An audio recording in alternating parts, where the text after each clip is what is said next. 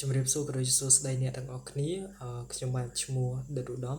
គឺជាអតីតសិស្សនិតិ A នៅក្នុងឆ្នាំសិក្សា2022-2023ថ្ងៃនេះខ្ញុំចង់មកចែកម្លែកបទពិសោធន៍ខ្លះៗទាក់ទងជាមួយនឹងការទន្ទិញមេរៀន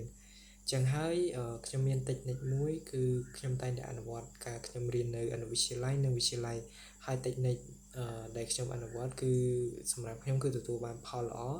ជួយឲ្យខ្ញុំលទ្ធផលការសិក្សារបស់ខ្ញុំទទួលបានល្អផងដែរដូច្នេះហើយខ្ញុំចាប់ផ្ដើមបញ្យល់ទៅលើតិចនិចដែលខ្ញុំមានចឹងហើយឧបមាថាមួយវិជ្ជាដែលយើងទន្ទិញគឺប្រវត្តិវិទ្យាចឹងនៅក្នុងប្រវត្តិវិទ្យាយើងមានសំណួរមួយតែក្នុងនោះមានឧបមាថាមាន5ល្បះចឹងហើយខ្ញុំចាប់ផ្ដើមយកល្បះទី1យកមកញែកមានន័យថាខ្ញុំអត់ទាន់អានទាំងអស់ទេ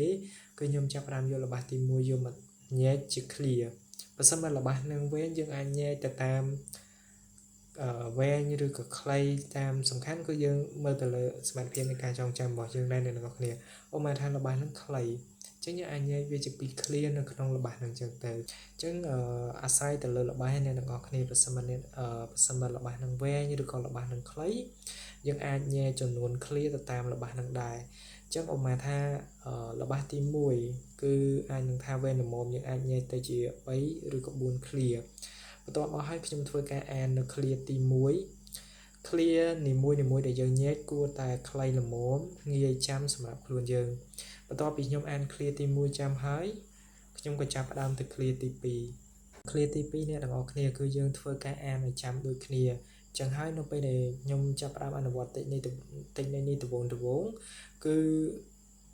ក្នុងមួយ clear អត់ក្រោមពី5ដងទេសម្រាប់ការអានឲ្យចាំបន្ទាប់ពីយើងចាំ clear ទី2ហើយយើងធ្វើការសារឡើងវិញមានន័យថាយើងអានសារឡើងវិញដោយយើងព្យាយាមចាំអ្នកទាំងអស់គ្នាអញ្ចឹងយើងក្តោបពី clear ទី1និង clear ទី2បន្ទាប់ពីយើងក្តោបហើយយើងគិតថាអូខេខ្ញុំចាំអាចនឹងចាំ clear ទី1 clear ទី2យើងចាប់ផ្ដើមបន្តទៅ clear ទី3ចឹងហើយ clear ទី3គឺធ្វើដូចគ្នាអ្នកទាំងអស់គ្នាគឺយើងអានចំនួន5ដង6ដងអាហ្នឹងអាស្រ័យទៅលើលក្ខណៈនៃការចាំរបស់អ្នកទាំងអស់គ្នាទេអញ្ចឹងនៅពេលដែល clear ទី3ចាំហើយយើងចាប់ផ្ដើមសារឡើងវិញមានន័យថាយើងចាប់ផ្ដើម review clear ទី1 clear ទី2 clear ទី3បញ្ចូលគ្នាវិញតាម review clear ទី1 clear ទី2 clear ទី3ហើយយើងក៏ចាប់ផ្ដើមទៅ clear ទី4ហើយខ្ញុំតែងតែធ្វើបែបនេះទៅជារឿយរហូតដល់ចប់សំណួរហ្នឹងចឹងនៅពេលដែលចប់សំណួរហ្នឹងគឺប្រសិទ្ធភាពនៃការចាំនៅសំណួរហ្នឹងគឺបានល្អខ្លាំងមែនទែនបើសិនមកយើងប្រៀបធៀបទៅតិចនៃមួយទៀតគឺយើងធ្វើការអានសម្រាប់បទពិសោធន៍របស់មិត្តភក្តិខ្ញុំដែលគាត់ធ្លាប់និយាយប្រាប់ខ្ញុំ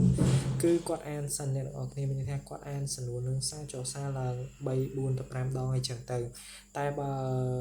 សម្រាប់ខ្ញុំគឺដូចខ្ញុំនិយាយតិចនៃដែលខ្ញុំបានអនុវត្តពីខាងដើមចឹងគឺខ្ញុំអនុវត្តបែបនេះរឿយអញ្ចឹងនៅពេលដំបូងគិតថាអូខេមក clear អីយើងអាចត្រូវការអានទៅ4ទៅ5ដងតែនៅពេលដែលយើងអនុវត្តតិចនេះយូរទៅមក clear អីខ្ញុំអានតែ2ដងឬក៏3ដងខ្ញុំចាំអីចឹងហើយលក្ខណៈប្រសិទ្ធភាពនៃការចាំសម្រាប់តិចនេះគឺល្អខ្លាំងមែនទែនសម្រាប់ខ្ញុំហើយមួយទៀតបើសិនមកអ្នកទាំងអស់គ្នាទន្ទិញមេរៀននៅពេលយប់ចឹងហើយនៅពេលជិតភ្លឺអ្នកទាំងអស់គ្នាអាចឡើងអានវាម្ដងទៀតក៏រឹតធ្វើឲ្យការចងចាំរបស់យើងកាន់តែប្រសើរដែរចឹងហើយសម្រាប់វីដេអូនេះគឺខ្ញុំមានតែប៉ុណ្្នឹងទេអ្នកទាំងអស់គ្នាសង្ឃឹមថាវីដេអូនេះនឹងអាចជាប្រយោជន៍សម្រាប់បងប្អូនដែលកំពុងរៀននៅវិទ្យាល័យអនុវិទ្យាល័យក្តីដើម្បីឲ្យការសិក្សារបស់បងប្អូនទទួលបានលទ្ធផលកាន់តែប្រសើរអូខេអរគុណអ្នកទាំងអស់គ្នាសម្រាប់ការទស្សនាវីដេអូរបស់ខ្ញុំ